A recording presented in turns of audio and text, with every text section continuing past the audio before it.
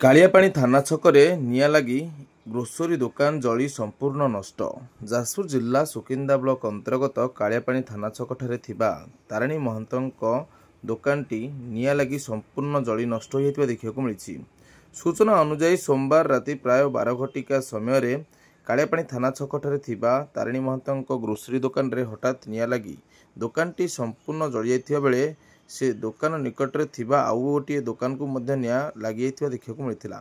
स्थानीय लोके निया को लागिथिबार देखि निया को आयत्त करथिले, किंतु सेतेबेलकु तारिणी महंतଙ୍କ ग्रोसरी दुकानटी संपूर्ण जली नष्ट हो जाइथिबा देखिବାକୁ मिलिछि।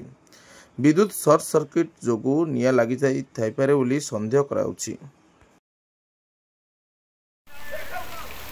ताकू तम हबड़े करना ताकू ये कर तार मार मार कसी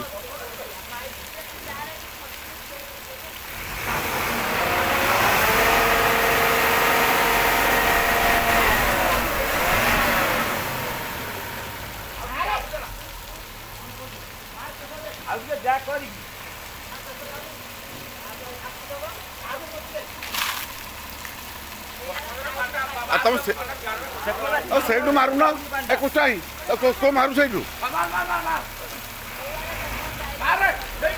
तो मार सब न